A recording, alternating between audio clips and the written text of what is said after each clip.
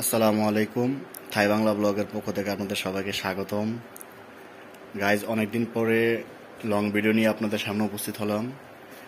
সময়ে স্বল্পতার কারণে কোনো ভিডিও আপলোড দিতে পারতেছি না, কারণ বিদেশে স্টুডেন্ট অবস্থা আসায় এসে পড়ালেখা করা, কাজ করা, নিজের খরচ চালানো, টিউশন ফি ম্যানেজ করা, এটা অনেকটাই কষ্ট। যদি আপনার বাবার হিউজ পরিমাণ টাকা থাকে তাহলে আপনি হয়তোবা এটা চালাতে পারবেন।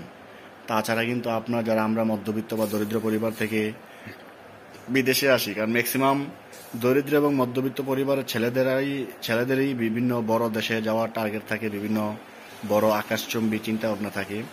তো ওই অনুযায়ী যারা চেষ্টা করে তারা সবাই ইনশাল্লাহ সফল হয় এবং হচ্ছে। তার মধ্যে আমিও একজন, যদি আমি এখন পর্যন্ত সফলতার প্রথম সিঁড়িতেই রয়ে গেছি। সকাল 7টা বাজে মনে করেন যে ইউনিভার্সিটিতে রওনা দেওয়া লাগে, 5টা পর্যন্ত ক্লাস হয় এবং 5টা থেকে আবার কাজে যাওয়া, কাজ থেকে আস্তে আস্তে রাত 3টা বাজে যায়।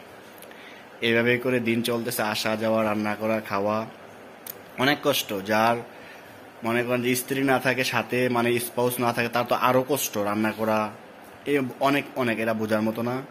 ঠিক তার মধ্যে বিদেশে এসে আমি এক ইসলামিক পরিবারের সাথে পরিচয় হয়। ভাইয়া, ওনারা থাইল্যান্ডের নাগরিক, এখানে সেটেল হয়েছে। ওই আপু এবং ভাইয়া অনেক বড় বিজনেসম্যান। ঠিক আছে, আপনার যত কসমেটিক্স আছে, সে শ্যাম্পু সুনু যা আছে, ওদের এরকম একটা আপনার কোম্পানি আছে। তো উনি এবছর হজে গিয়েছেন। আমি আসার পরে, পরিচয় হওয়ার পরে ওনারা হজে গেছে। ওনার 2টা মেয়ে বাবু আছে। মেয়েগুলো মাদ্রাসা ইসলামিক সেন্টারে পড়ালেখা করে।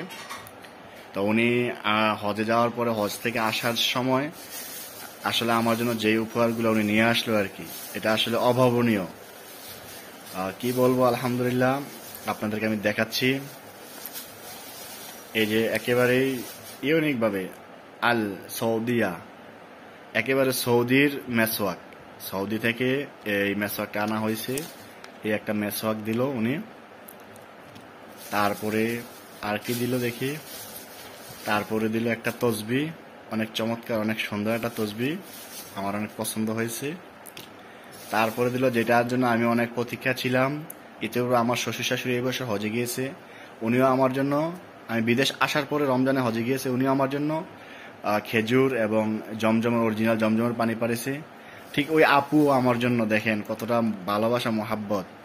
অরিজিনাল হজের পানি, আপনারা জানেন যে 250 গ্রাম থেকে 500 গ্রামের বেশি অরিজিনাল হজের একেবারে জমজম করার পানি আনা যায় না, জমজম কূপের থেকে তুলে আনা যায় না। উনি দেখেন নিজ হাতে জমজম, নিজ হাতেই পানিটা আমার জন্য এই জমজম কূপ থেকে নিজে উত্তোলন করে এটা নিয়ে আসে আমার জন্য, ওইখান থেকে প্যাক করে। তারপরে যেটা হচ্ছে এখানে খেজুর আর একটা প্যাকেট দিছে, এটা দেখি, জানি না কি প্যাকেট। দেখেন অরিজিনাল আজোয়া। বাংলাদেশের ভিতরে মানে বাংলাদেশে তো বহুত আজোয়া খেজুর দেখলাম ভাই, এখানে একেবারে অরিজিনাল আজোয়া খেজুরটা দেখছেন উনি আমার জন্য নিয়ে আসছে। মানে একটা মানুষের জন্য জীবনে আর কি উপহার হইতে পারে ভাই।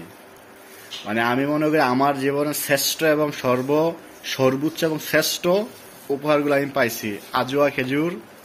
একেবারে মনে করেন যে মদিনা থেকেই, আল মাদানিয়া, মদিনা, আল মদিনা, মানে মদিনা থেকে একেবারে আজোয়া খেজুর। তারপর হচ্ছে সৌদি আরবের মক্কা মদিনা 2 জায়গার এক জায়গার হবে হয়তোবা এই সেওয়াক। তারপর হচ্ছে জমজম পানি, আর হচ্ছে তসবি।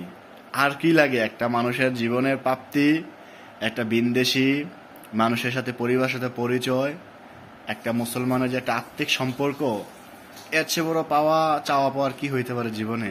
আমার আলহামদুলিল্লাহ চাওয়া পাওয়া, আলহামদুলিল্লাহ, শুক্রিয়া। এবং এটাই মানে আমার জীবনে এই প্রথম আমার পরিবারের বাইরে নতুন এক উপহার সামগ্রী পেলাম, গিফট পেলাম, অনেক আনন্দ লাগতেছে। আলহামদুলিল্লাহ, মন থেকে দোয়া আসতেছে। দোয়া করবেন আমিও যাতে ইনশাল্লাহ আমার সপরিবার নিয়ে আগামীতে ইনশাল্লাহ আল্লাহর ঘর বাইতুল্লাহ এবং আল্লাহ রাসুলের ঘর জিয়ারত করে আসতে পারি। সবাই আমার চ্যানেলটি সাবস্ক্রাইব করবেন। আমার আপু এবং আপুর পরিবারের জন্য দোয়া করবেন। আমার আপুর 2টা মেয়ে মাদ্রাসা হেফজো করতেছে, ছোট 2টা বাচ্চার জন্য আপনারা দোয়া করবেন। তাদের ব্যবসা বাণিজ্যে বরকত হয় এবং আমাদের সুসম্পর্ক যাতে আল্লাহ তাআলার জন্য আরো ভালো থেকে ভালো হয়, ওই দোয়া করবেন। সবাই ভালো থাকবেন। আসসালামু আলাইকুম রহমতুল্লাহ।